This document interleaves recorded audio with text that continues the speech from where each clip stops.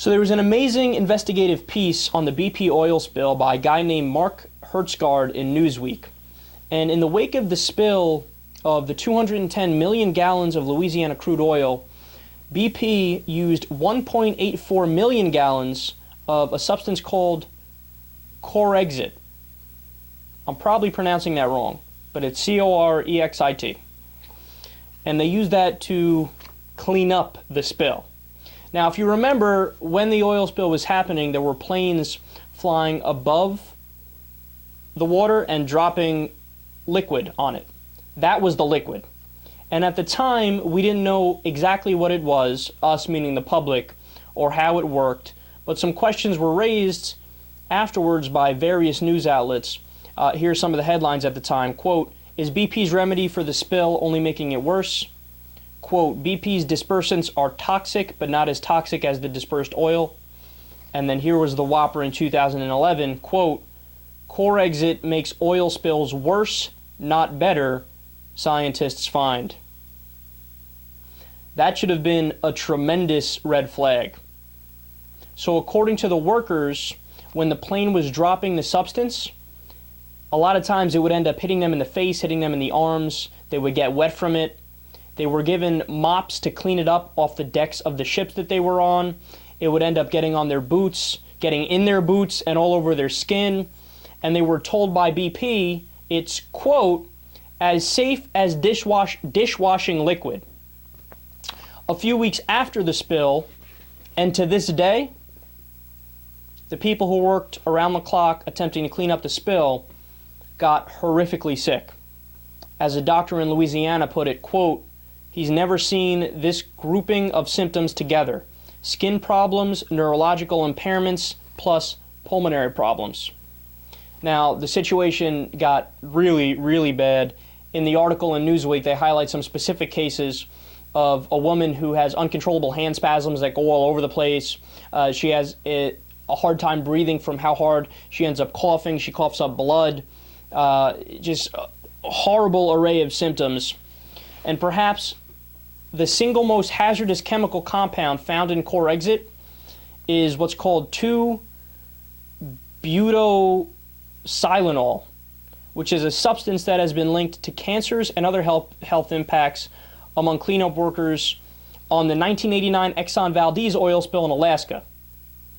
So we already had some evidence that the same thing that they used, it ended up really making sick the people who worked on the Exxon Valdez spill, but they used it anyway. It gets worse.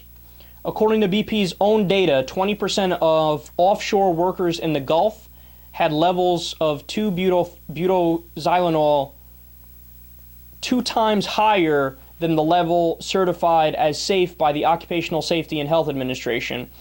And cleanup workers were not the only victims. Coastal residents also suffered.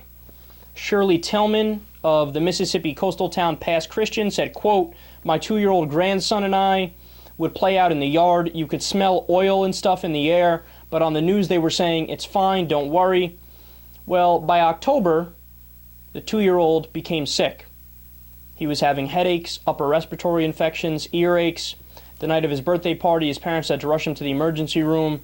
He went to 9 different doctors, but they were only able to treat just the symptoms, and they still haven't been able to cure him. The worst part of all of this, a secret internal memo buried by BP suggests that they know they were sacrificing the health of the workers and they didn't care. In fact, a lot of the workers that were doing the cleanup complained that they weren't getting appropriate safety gear to BP, like breathing masks and gloves and things like that. And BP instructed the people who were running the show, anybody who complains anymore, fire them. In other words, you're not getting any safety masks. You think we care about you doing the cleanup? No, you do our bidding and you shut up. And again, the internal document showed they knew that this substance was making people sick, but they went forward with it anyway. Yeah. There's so much to say about that I don't even know where to begin, man. Whatever happened to basic humanity? Now, I get it. I know you're going to have corporations that always want to make money. That's how corporations function by definition.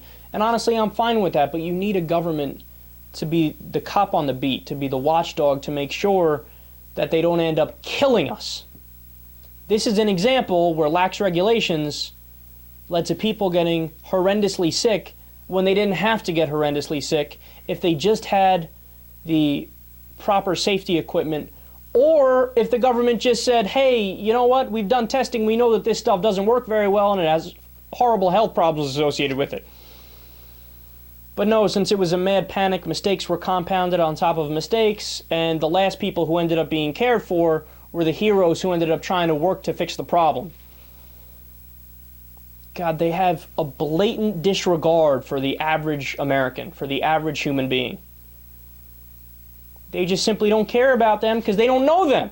They're not the buddies that they see at the country club, right? The CEO of BP isn't familiar with the coastal towns in Louisiana. This is a failure at all levels.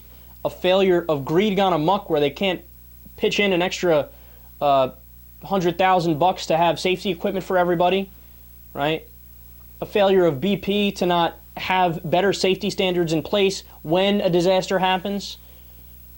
And it's also a failure of a deregulatory system in the United States government that happened since Reagan and onward, even under Democrats, that says less regulation is always better. Well, no, fuck that. I'll be the first one to stand up and say, here's your small government in action.